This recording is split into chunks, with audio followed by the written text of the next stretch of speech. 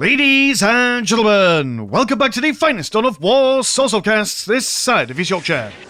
And today we've got 4 versus 4 on Yalagander Lowlands. Playing on Team 1 as the Imperial Guard, we have got Cubus SC7 and Iron Arnie. Also on the team is Obika FF and Zerzeberg 2.0 playing as the Tau Empire. On Team 2, playing as the Imperial Guard, we've got Cowboy, we've got Blank playing as the Necrons, we've got Titus playing as the Dark Eldar, and then we've got Masterbeck playing as the Eldar. I see what he did. If you name there, you're not going to make me say a rude word accidentally. Look at this, quite a nice spacing for all the factions here. Eldar and Dark Eldar, you know, I mean, are they best friends? Probably not, but they're going to be working together regardless. We've got the boys on the top right, we've got the weebs on the bottom south side, and then we've just got these guys, the odd sods, the kind of like people that turn up once a year at Christmas. You don't really know who they are or what part of the family they are in your household, but they're there regardless, and you'll just have to endure them. So yeah, very exciting stuff. Do love Yalagander Lowlands. It's essentially just a map of two 2v2s going on simultaneously. And oh dear, right? Dark Eldar people, go for Hall of Blood or Dark Foundry. Don't go for both. Pick one lane, as it were. But, you know, it'll be fine. It'll be fine, I'm sure. It'll be fine. And what's the first maybe 5 minutes of the game? As is always of a game, just to make sure that I've got things to talk about at the beginning of something's going on. And I don't know what else happens. Kindly donated replays by you boys and girls at home over on the Discord. I must say that the donated replays over there are quite literally the lifeblood of this channel. Without people sending in the replays, I will then have to play more games, which means I get less sleep, which means I am a sad land shark. So thank you to all of you guys sending in the replays. It does massively help out the channel over here. Deal goes an advanced heavy bolts to it around the relic, just in case of any early game argy-bargy. We've also got the standard, well, not the standard opening, tactical control and 2 plasma generators. So I assume Cubus is planning to go for heavy infantry, you know, denying the tier 2s for later on. Going for a mass of grenade launchers is what I'm assuming is going on. And Master Beck bringing forth the Guardians. Pardon me. Clearly I'm talking too fast and too loud. My own vocal cords to handle. Yeah, these guys will come forward. Won't exactly win a major engagement between the Master Guardsmen, but they'll try their best. They've got another squad coming on over and a Eldar Farseer. I'm sure will be lending her psychic might to these lads, and they'll certainly need it when the grenade launchers come online.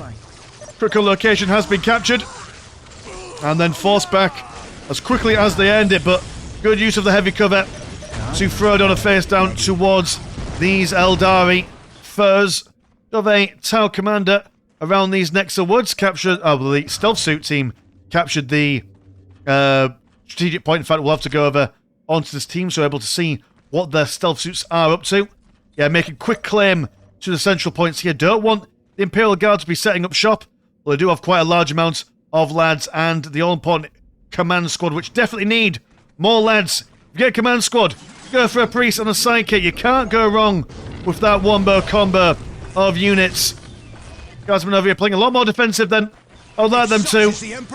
I mean, don't buy a heavy bolter, buy more men. Go forward and kill things. Rule number 1 of Dawn of War. If you're not fighting, you're not winning. Pretend you're an orc, but, you know, playing other factions. So this Tau commander is now on his own. No friends apart from the stealth suit teams, and they do basically 0 damage. There's no point in even considering them part of your armed forces, unless they're managing to gang up on a singular model of guardsmen. They are now being spotted by by the Builder Scarabs, who have a infiltration detection, so that'll scare those stealth suit teams away.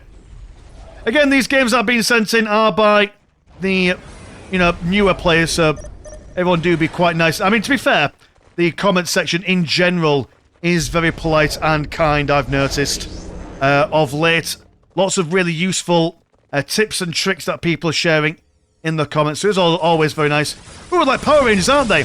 Purple and yellow, and speaking of cool colour schemes, if you wish for your Tau to look a bit like Power Rangers, then check out PlaySpot, bottom right hand side, professional painting, all that good stuff. Go on your armies and your piles of shame to go away in the blink of an eye. There's the boys and girls to look forward to. Links in the description as always. Yeah, the Necron Lord getting a little bit of the bad stuff from the Tau Commander, or the Tau Commanders, but then this dude also sticking around in close combat. Probably not where he wants to be. Will be Gandalf in the face by the Necron Lord. We do get a cheeky little snare trap on these guys, but not really anywhere to run away from, actually. They're probably going to focus on this listing post here, so that is going to get them down. Now, Will, I'm so sorry. I'm going to have to turn down the volume just a little smidgen, just because my ears are bleeding from when I zoom in. When I zoom out, the volume's perfectly fine, but trying to get those close peeps in there, a little bit painful. The Imperial Guardian killed someone. Assuming, oh, it was the Mandrakes. See the corpses there, piling up. The Necrons thinking about moving forward. Now, what have the Tau gone for, right? So you've gone for... I did notice that Zergsenberg 2.0 went at the beginning of the game for, like, about 5 Earthcast builders. You only ever need 2. Also 4 plasma generators. Bit overkill. Maybe 2 if you're planning for a quick tech up. Maybe. Although both of these guys are in tier 2. So maybe some Pathfinders and a massive Fire Warriors. Maybe a couple of Kroot Carnivores with their leap upgrade to jump inside. Not inside, poor phrasing, but to jump at the Guardsmen to stop them from firing with their grenade launchers would be a mighty fine shout indeed. Also have the... Who went for these guys? Ah, you've gone for the Mechanized Command. And looks like they were going to go for some Chimeras, but now going to go for some Sentinel lads instead. The dangerous Imperial chicken. We did it, sir. Ready to bark and squawk all over the enemy vehicles. Because now putting pressure on the Tau base. And at the moment, what are you spending your money on? You've got no army. Oh, you've got some Vespids. Okay, so they could jump on top of the Guardsmen. But you need more men. How much money do you have? You've got money. You've got money. Spend. Spend your money. You can't take it with you. It's harder for a man to get to the golden throne if he's rich than if he's poor. Or whatever that chapter in John or Luke said. I can't quite remember. I'm terrible at keeping up with the good book. Can't read, that's my problem. And the audiobook, well, to get to the Gospels, you've got to get through Genesis, and that's a long book, man. I did used to have a copy of that book, in fact. That was, believe it or not, the first few chapters of Genesis was voice acted by Morgan Freeman, if you could believe it. And Jesus was voice acted by LL Cool J, which I wonder where those tapes went. I'll have to look in the attic at some point. Oh wait, enough proselytizing. We've got a Cubus with the command squad going for. There's a couple of grenades right on the chops of those Guardians. And the Dark Reaper's moving a little bit too close. You are quite a long-range unit. You can fire from a distance. Drukhari using the global morale-breaking ability. Guardians over here not quite feeling it. I'm not sure if this is Master Urbek's first Eldari game, although he has got some Falcon Grab tanks coming out, which will be my fine good thing to go for if there wasn't a Sentinel on the field. But 9 times out of 10, he'll go for a double helping of Dark Reapers, maybe some Howling Banshees if your money's looking good. Now the assault begins on the Tau base, slowing down the Necrons even slower than normal. Flayed ones coming from the floor, and all these pretty plasma generators aren't helping you one iota. When you've got plenty of money, just spend some of it, man. Buy something. It's like going to Toys R Us and not buying any toys. It's just a terrible scenario. Mind you, Obka FF is scaring away the Imperial Guard. Maybe he can save his Tau ally and knock some sense into him. There we go, there's a Kroot Carnivore squad. Problem is that you can't eat Necrons. So there's been no flawless lasagna for winning this day. But this amount of firepower coming in should, in theory, sort out Necron. Oh, no, never mind. The John Cena beam comes in. Throws it backwards a little bit. So now they've got to reposition somewhere else That being said, though, the Imperial Guard are doing a mighty fine job putting pressure on the Drukhari over here. Got some Scourges hell-bent on getting involved in close combat. What is it with the Eldar and Dark Eldar today? Just point-blank refusing to fight at range. Well, you know what? Different strokes for different folks, as they say. Here come the Howling Banshees and the Wraith Guard, or the Wraith Lord even. Quite often you'll see these guys just come out en masse. All of them go for their Bright Lances and engaging in range stance. Being a bit more chunky variant of the Sentinel. They'll be picked apart by a mass of lads. Cadre headquarters not looking all that pretty, as the Imperial Guard are hiding behind the Necron allies, which is a strategy I do very much appreciate. Using your allies as meat shields is definitely the way forward. Never be afraid to sell out your friends for financial or physical gain. Beautiful use by Blank of this Necron Lord. All the gubbins being used to full effect here. He's gone for the classic phylactery, phase shift, and a solar pulse upgrade. Look how quickly his health regens. He's just standing there absorbing all the damage. Beautiful stuff indeed. There's another solar pulse on the Fire Warriors. Good night, sweet prince. You ain't firing. I mean, they're now just warriors, really, when you think about it. No fire coming on. While the tower being beaten up, so too are the Eldari, so it's not really the end of the world if either side loses their compatriots. Not sure what Iron Arnie is doing. He's being a little bit passive here. Could be squeezing the thumbnails. Is it thumbnails? Thumb screws, sorry. I know my medieval torture weapons. Leave me alone. Oh, look at that. Sykesonberg holding on for dear life. Won't do him any good. Probably rebuild that somewhere else. Oh, no. You could have rebuilt that over here. Well, I suppose cancelling that building ended up killing you, sir. Death by your own hand. And Obicat probably saying some very friendly things in the chat before then exiting the game himself, so has the potential to turn into a 2v2 here. It's not the end of the world, like I say. Seems that the Imperial Guard of Team 1 and the Guard and Necrons of Team 2 have got their heads screwed on right for a game like this.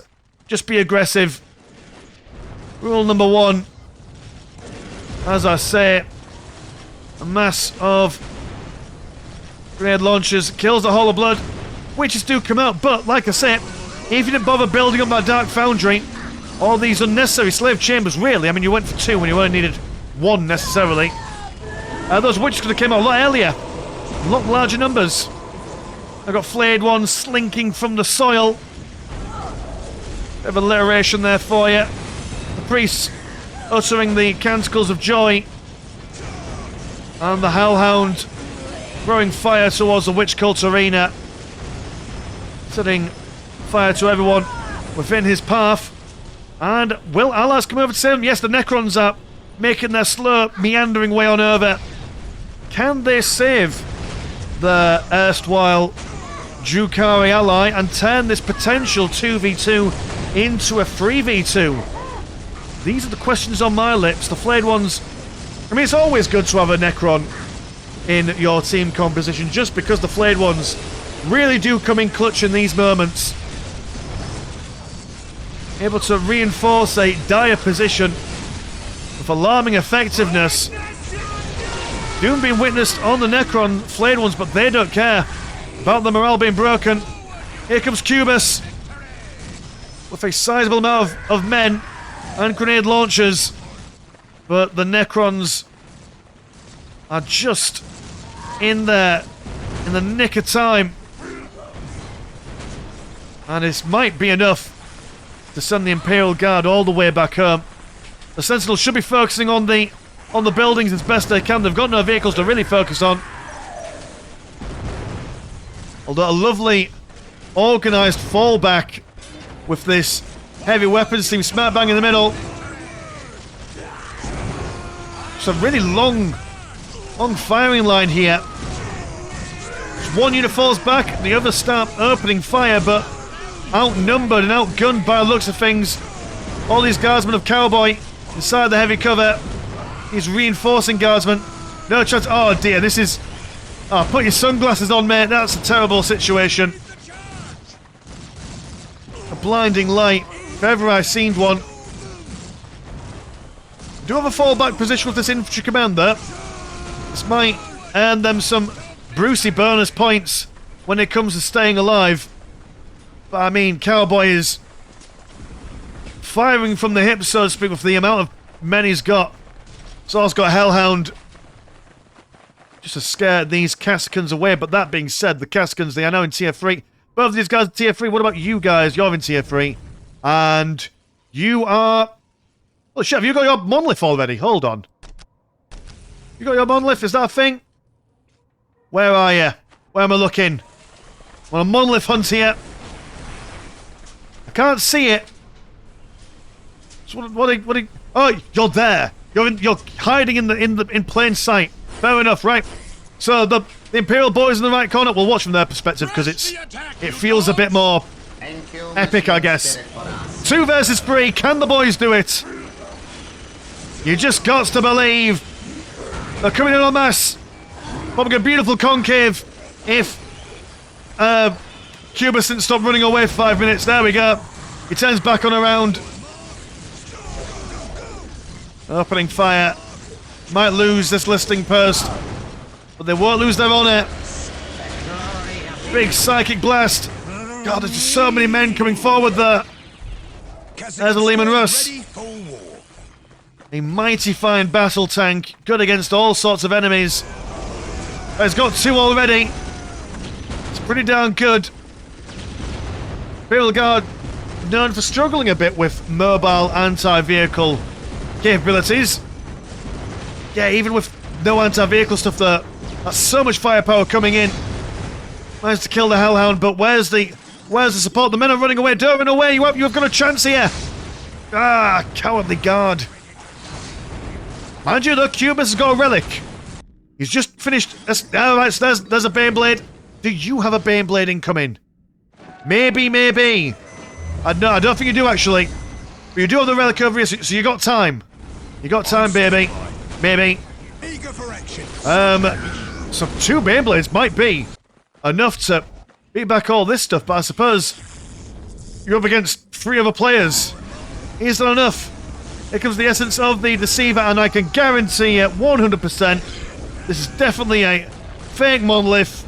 Fake news, as it were. Still could do the AoE knockbacks there. Morale is just a bit of a problem across the guard. We've got the Commissar to inspire them, but there's only so many people he can shoot before he kind of runs out. God, that's terrifying. Look at that. Just the sheer amount of boys coming in. In fact, let's get a POV going. Go forward, men. Onwards and upwards. Hold on, I can minimize this. There we go. 15 seconds. That's the average lifespan of a guardsman, isn't it? Opening fire as the Deceiver off in the distance does his business. But there's a Baneblade. Oh my goodness, that's... Oh dear. Oh, hecky flip. What was once a mass of men is now a bloody pulp on the floor. Like a mother goose surrounded by her goslings. Do the tanks of the Imperium roll on out? And that was a potential unending wave being sent right back to the sin bin. Necro Warriors not quite been able to get into position there, but you know, Team 2, they've got time. They've got time on their hands. They don't need to get a 1-2 knockout punch. They can just keep the guardsmen contained, I guess. Wait for their Dark Eldar player to rebuild back up, and then outmass their enemies. This is Iron Arnie, and who's got, yeah, so Cubus has still got this relic. I think this team might rue the day that they don't take Cubus's Baneblade away. Oh, the Necron Lord. Right in the chops. And narrowly surviving death.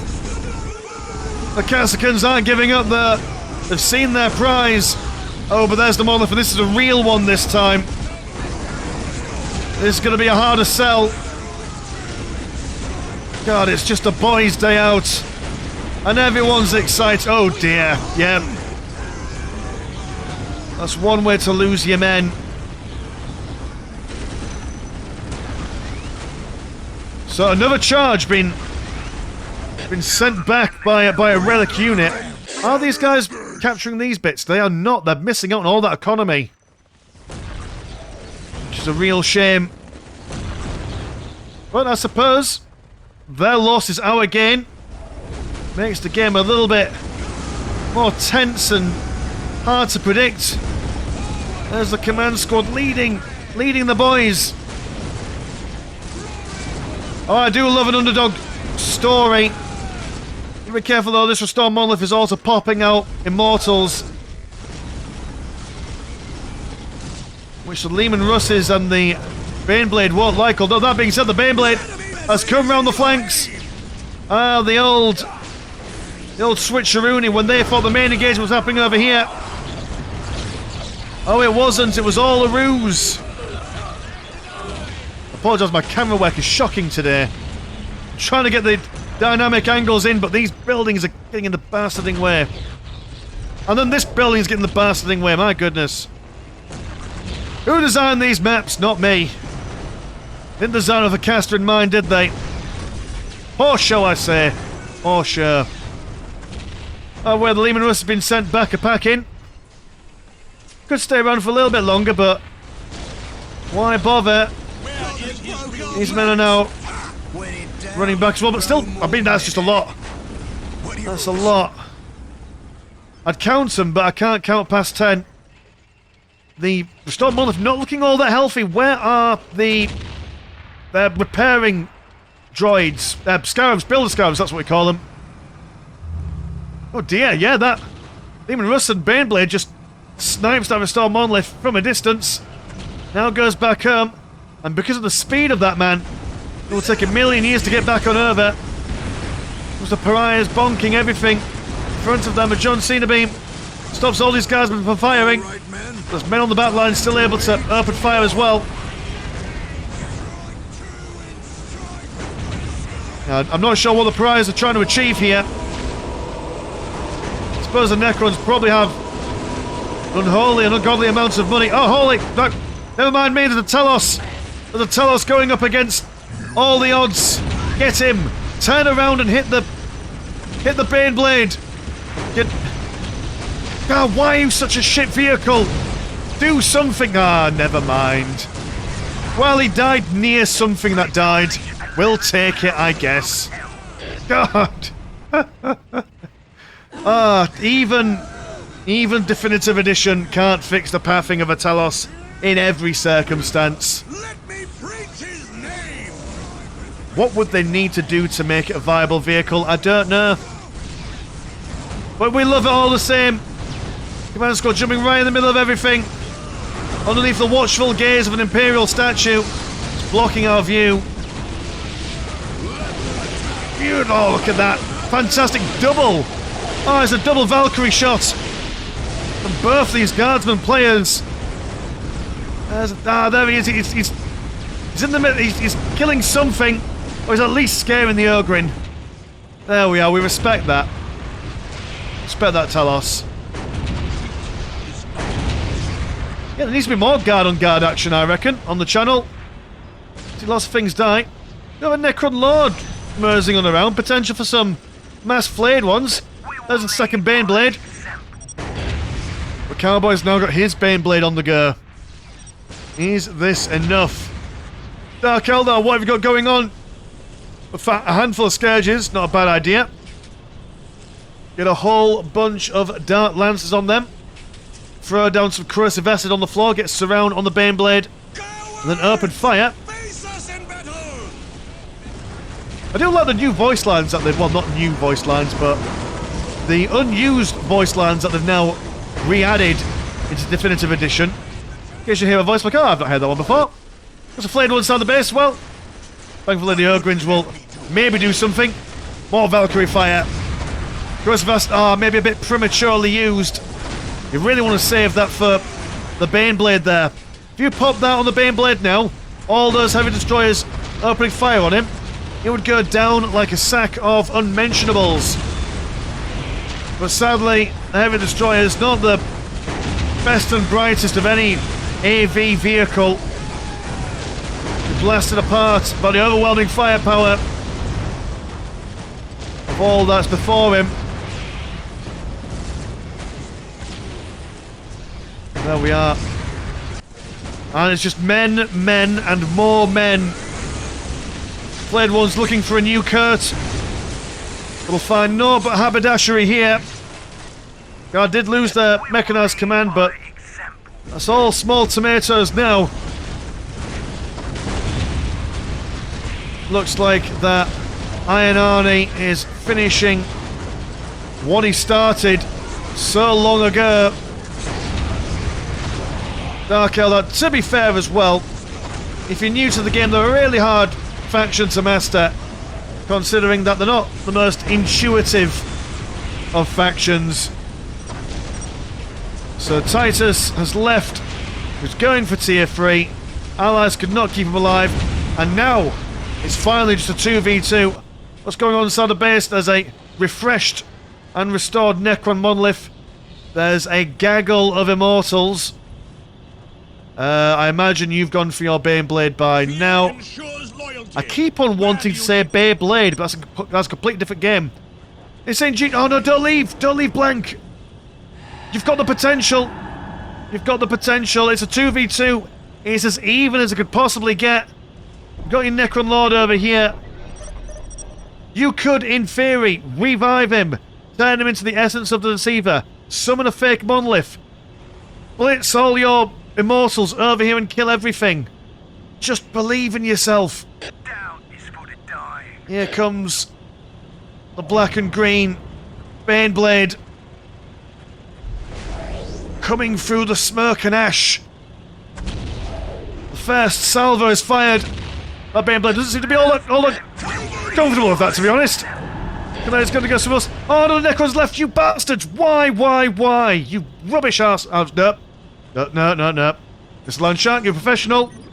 Be polite. Just, oh, come on, man. Like, that would have been cool. It was a 2v2, that's as even as you can get. Oh, I don't know. I get it. Imperial Guard late game, you get 2 Baneblades, quite difficult. I understand, but it's just so sad, man. It could have been either. It could have been, you know, Necron will have teleporting around the flanks and all that shit, but never mind. We appreciate Cowboy, a true American patriot, not giving up, not denying us a mighty fine tank battle, if a little bit one-sided. My heart and my soul, the real heroes, are, I suppose, the Baneblades you make along the way. And that, dear viewer, I assume is that. Unless Cowboy can pull out a fast one and somehow do some stuff, but I imagine he's got some lads. Well, we'll watch his last stand out of respect. Yeah, no, very good game. Could have gone either way for the vast majority of it, to be honest. But the Imperial Guard on the top, well, on the right side, just showing that holding on in. You never know what happens in the game of Dawn of War. No 2 games are the same. No 2 games are the same, indeed. But I mean, less of the tout on the bottom, and I suppose these guys on top, just, you know, build things that can kill other things. That's the main takeaway here, I suppose. I'm not sure who sent the game in to the Discord, as I do believe your name is different, as is always on the Discord, as it is in comparison to the game. So thank you to whichever chap sent the game in. And if you want to support the channel, there's a Patreon, links, description, Discord, all that jazz. Thank you to Play Support for sponsoring the channel, and I'll see you in a bit. Peace!